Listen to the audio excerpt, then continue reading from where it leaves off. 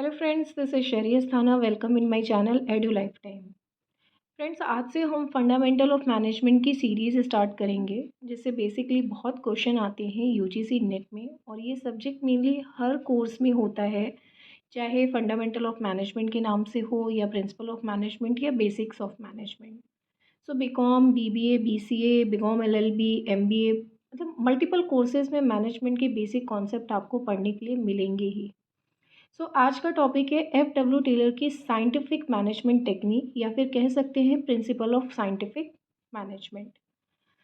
सो क्या थी ये टेक्निक्स? इसको स्टार्ट करने से पहले हम थोड़ा बेस और पुराने टाइम पे जाते हैं कि जब ये टेक्निक आई तो उससे पहले इंडस्ट्रियल रेवोल्यूशन के अंदर क्या चीज़ चल रही थी। सो इंडस्ट्री 18th सेंचुरी के मिड में पूरे वर्ल्ड के अंदर हर देश में इंडस्ट्रियल रेवोल्यूशन हो रहा था। फैक्ट्रीज बनने लगी, लोग सामूहिक रूप से काम करने लगे, छोटे छोटे शहरों से आकर एक लघु उद्योग से एक बड़े उद्योग में काम करने लगे। फैक्ट्रीज कॉन्सेप्ट के इस प्रोसेस में बहुत ही इफ़ेक्टिव मैनेजमेंट की ज़रूरत होने लगी, जिसने टाइम टाइम पर बहुत सारे मैनेजमेंट थॉट और प्रिंसिपल को ओरिजिन किया, जिसमें से टेलर और फ्यूल के मैनेजमेंट थॉट बहुत फेमस हुए और ये क्लासिकल मेथड के अंदर आते हैं।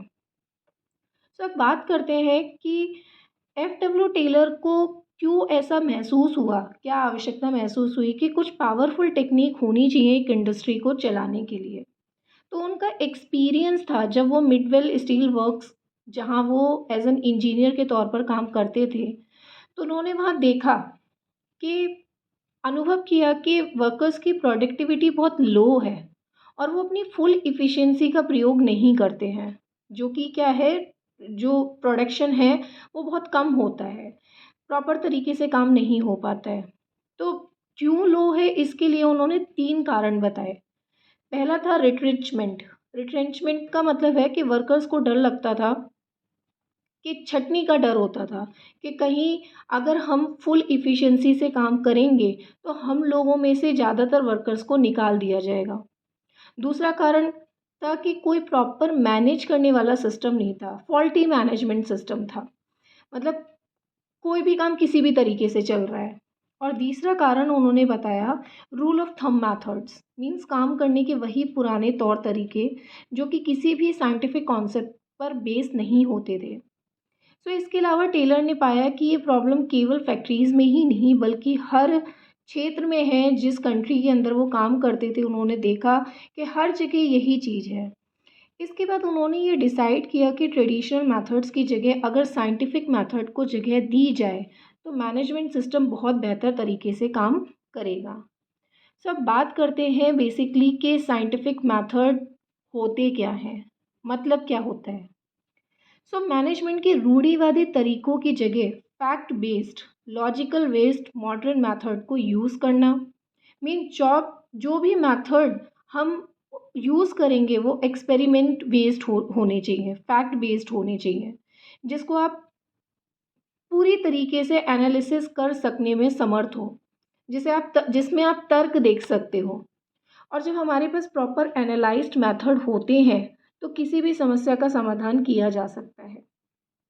सो पीटर डरकर ने इसके रेफरेंस में अपनी डेफिनेशन भी दी है कि किसी भी काम को ऑर्गेनाइज तरीके से स्टडी करना और काम को ईजिली वे में छोटे छोटे टुकड़ों में डिवाइड करके काम को करने से वर्कर की परफॉर्मेंस या प्रोडक्टिविटी में सुधार लाया जा सकता है, जो कि उन्होंने साइंटिफिक मैनेजमेंट की एक डेफिनेशन दी है टेलर के मेथड के बेस्ड में। अब बात आती है कि कुछ कैरेक्टर हैं साइंटिफिक मैनेजमेंट के, जैसे कि फर्स्ट है वर्क प्लानिंग, मतलब काम की योजना को सबसे पहले तैयार करना, उससे रिलेटेड सभी रिसोर्सेज को प्रबंध करना, ये सब वर्क प्लानिंग में आता है। यानी कि साइंटिफिक मैनेजमेंट की अगर आप कैरेक्टर की बात करोगे तो सबसे पहले आता है कि प्लानिंग के थ्रू काम करना।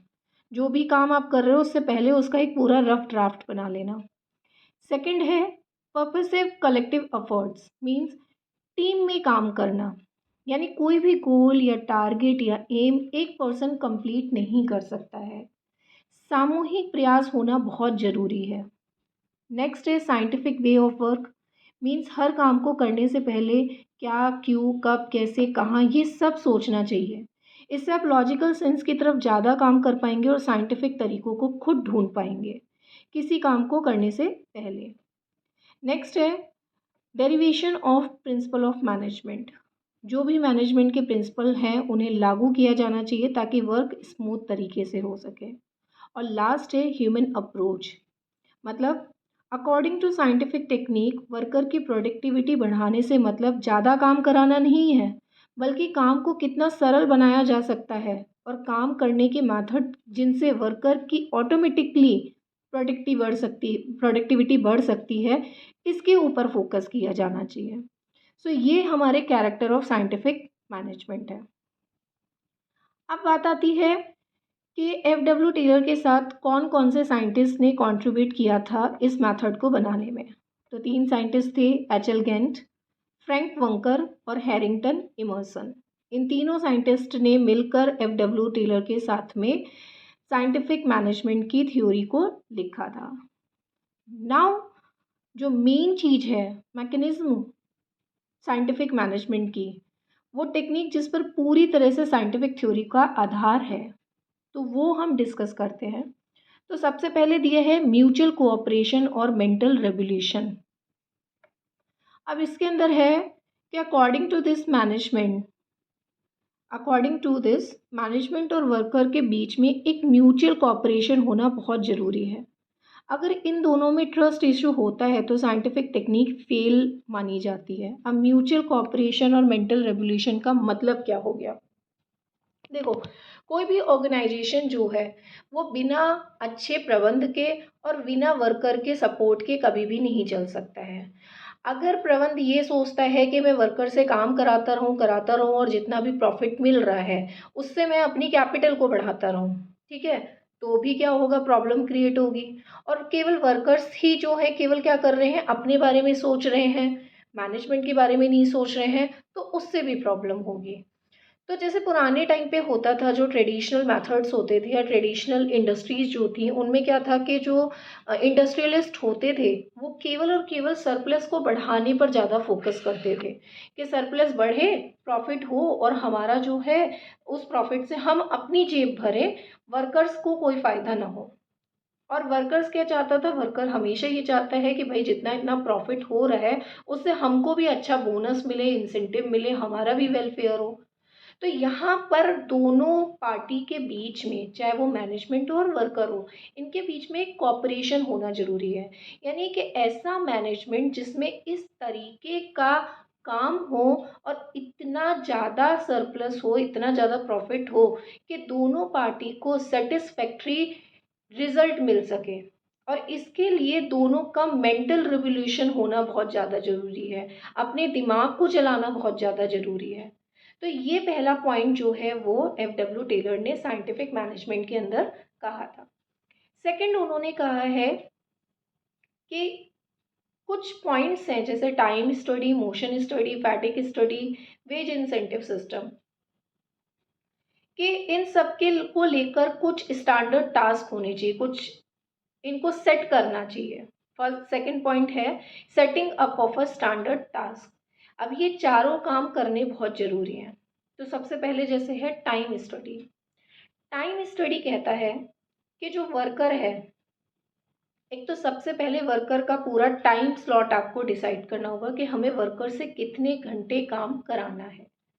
टाइम स्टडी के अंदर आपको ये देखना होगा कि एक वर्कर की प्रोडक्टिविटी दी गई टाइम के अंदर कितनी है, कितना घंटे। अब ऐसा तो है नहीं कि अगर आप एक वर्कर को 9 घंटे काम करवा रहे हो तो वो 9 घंटे रोबोट की तरह काम करता रहेगा। पर ऐसा भी नहीं है कि 9 घंटे में केवल वो 3 घंटे काम कर रहा है, बाकी के 6 घंटे वो कोई प्रोडक्टिविटी कर ही नहीं रहा है। तो ये स्टडी करना, मल्टीपल बहुत सारे वर्कर्स होते हैं ऑर्गेनाइजेशन में। आप इंडिविजुअल वर्कर्स की जब आप टाइम स्टडी करोगे वर्क की, तो आप देखोगे कि किसी की का जो टाइम है वो बहुत ज़्यादा है, किसी का कम है। तो इसके पीछे आपको पता चलेगा कि जब आप आइडेंटिफाई करने की कोशिश करोगे कि एक वर्कर तो बहुत ज़्यादा काम कर रहा है, क्यों कर रहा है, ऐसा क्या है, उसकी प्रोडक्टिविटी फैक्टर क्या है, और एक वर्कर उससे कम कर रहा है, क्यों कम कर रहा है, ये आपको निकालना है। तो एक तो ये टाइम स्टडी आपको करना। उसके बाद आता है मोशन स्टडी। अब मोशन स्टडी के अंदर होता है टाइम स्टडी से पहले आपको मोशन स्टडी करना जरूरी है। मोशन स्टडी के अंदर है कि जो वर्कर बीच बीच में अपना जो टाइम है उसको किसी और काम में यूटिलाइज कर रहा है, ठीक है। अगर जैसे वो आराम कर रहा है या फिर जो है 2 घंटे काम करने के बाद थोड़ा रेस्ट कर रहा है 15 मिनट 20, तो ठीक है, क्योंकि वो अपने आप को रिचार्ज कर रहा है। बट अगर वो अपना उसी मोशन को इधर उधर के फालतू कामों में काम यूटिलाइज कर रहा है, तो ये क्या होगा, उसकी प्रोडक्टिविटी को लो कर देगा। तो ये स्टडी करना बहुत ज़्यादा ज़रूरी है। फैटिग स्टडी, फैटिग है थकान, कितने टाइम के बाद में या कितना कितना देर में एक वर्कर जो है वो थकने लगता है। इसलिए जो एक्ट दिए हुए हैं उसमें एक टाइम स्लॉट के बाद में वर्कर को आराम देने का प्रोविज़न दिया हुआ है। तो ये फैटिग स्टडी करना कि वर्कर को कितने टाइम के बाद में थकान होने लगती है, कितने टाइम के बाद में उसको आराम की ज़रूरत है, तो ये फैटिग स्टडी के अंदर स्टडी करना। Wage incentive system, wage incentive system है आपका कि वर्कर का आपने टाइम स्लॉट तो डिसाइड कर दिया प्रोडक्टिविटी बढ़ाने के लिए, पर वर्कर को जो वो टाइम स्लॉट के अंदर आप काम करवा रहे हो उसका एक प्रॉपर वेजेस डिसाइड करना। ऐसा नहीं है 12 घंटे काम करवा रहे हो और आप उसको पैसा इतना भी नहीं दे रहे हो कि उसका प्रॉपर वो यूटिलाइजेशन जो है, क्या कहते हैं, उसका घर ही ना चल पाए या उसका जो है जीविका ना चल पाए। तो वेज इंसेंटिव सिस्टम को डिसाइड करना, अगर आप वर्कर से एक्स्ट्रा टाइम में भी काम करवा रहे हो तो उसको एक्स्ट्रा पैसे देना। तो ये सारी चीज़ों का एक स्टैंडर्ड टास्क सेट करना जरूरी है according to the scientific management. अब नेक्स्ट है हमारा scientific selection and training of worker, कि आप जो भी वर्कर को रिक्रूट कर रहे हो ऑर्गेनाइजेशन में वो साइंटिफिक तरीके से करिए। यानी ऐसा नहीं है कि कोई भी आया और आपने उसको सिलेक्ट कर लिया, उसका प्रॉपर आपके पास में काम क्या है और जो आया है पर्सन, एप्लीकेंट आया है, उसका एक्सपीरियंस, उसका क्वालिफिकेशन क्या है, ये सारी चीज़ें आपको देखना होगा। उस हिसाब से ही आप डिसाइड करोगे, सिलेक्ट करोगे। प्रॉपर एक वे होना चाहिए, चैनल होना चाहिए सिलेक्शन का। सेम एज वर्कर को ट्रेनिंग प्रोवाइड करने का, कि जो भी चीज़ की ट्रेनिंग दी जा रही है वो साइंटिफिक तरीके से ट्रेनिंग होनी चाहिए। नेक्स्ट है हमारा standardization of material, tool and routing, कि आप जो भी मटेरियल यूज़ कर रहे हो या जो भी टूल यूज़ कर रहे हो, जो भी प्रोसेस यूज़ कर रहे हो प्रोडक्शन का, उन सब के एक स्टैंडर्ड बने होने चाहिए। ऐसा नहीं आपने कुछ भी बना दिया, आपने जो आज जैसे काम चल रहा है कोई बात नहीं, आज जैसा चल रहा है चलने दो, कल जैसा चलेगा वैसा चलता जाएगा। एक प्रॉपर सेटिंग स्टैंडर्ड होना चाहिए हर चीज़ का। अगर आपको मटेरियल चाहिए तो मटेरियल की क्वालिटी डिसाइड कर लीजिए कि इस क्वालिटी का ही मटेरियल होगा, इससे कम का मटेरियल नहीं होगा। अगर आप इक्विपमेंट्स, मशीन जो यूज़ कर रहे हो उनकी भी क्वालिटी, उनके स्टैंडर्ड को डिसाइड कर लीजिए। सेम एज आपका जो प्रोडक्शन प्रोसेस होगा उसका क्या राउट होगा, उसका क्या शेड्यूलिंग होगा, ये सब आपको डिसाइड करना जरूरी है। एंड लास्ट है आपका एडमिनिस्ट्रेटिव रीऑर्गेनाइजेशन। एडमिनिस्ट्रेटिव रीऑर्गेनाइजेशन के अंदर ये जो पढ़ने लिखने का काम है, फिजिकल वर्क है, ठीक है, ये सब काम जो है एक प्रोडक्शन मैनेजर नहीं संभाल सकता है, ठीक है। ये सारे काम के लिए एक अलग डिपार्टमेंट, एडमिनिस्ट्रेटिव डिपार्टमेंट होना चाहिए जो कि वर्कर से लेकर और जो हमारे फिजिकल रिसोर्सेज हैं उन सब को प्रॉपर तरीके से मैनेज कर सके। तो एडमिनिस्ट्रेटिव रीऑर्गेनाइजेशन भी होना चाहिए जो कि क्या कर सके, ऊपरी लेवल पे पूरी प्लानिंग कर सके, वर्कर्स के वेलफेयर से रिलेटेड, मशीन से रिलेटेड। क्योंकि प्रोडक्शन मैनेजर क्या कर रहा है, वो तो प्रोडक्शन के ऊपर ज़्यादा फोकस रहेगा। अगर वो इन चीज़ों में भी लग जाएगा प्रॉपर तरीके से तो फिर क्या है, एक पर्सन की एक कैपेसिटी होती है काम करने की। तो एडमिनिस्ट्रेटिव लेवल पे भी काम करना जरूरी है साइंटिफिक मैनेजमेंट के अकॉर्डिंग। सो ये हमारी मैकेनिज्म थी साइंटिफिक मैनेजमेंट की। ये 5 मेन प्रिंसिपल हैं साइंटिफिक मैनेजमेंट की। फर्स्ट है म्यूचुअल कॉपरेशन होना जरूरी है। सेकंड है 4 पॉइंट्स को लेके आपको स्टैंडर्ड टास्क बनाने हैं, सेट करने हैं, time study, motion study, fatigue study and wage incentive study. And third है हमारा scientific selection and training of worker. And fourth है हमारा standardization of material, tools and routing. And last is administrative reorganization. इसके साथ मैं ये video यहीं समाप्त करती हूँ। I hope you like the video, the concept also. Please subscribe my channel and help me to increase the views. Thank you so much. Keep watching and keep learning for lifetime.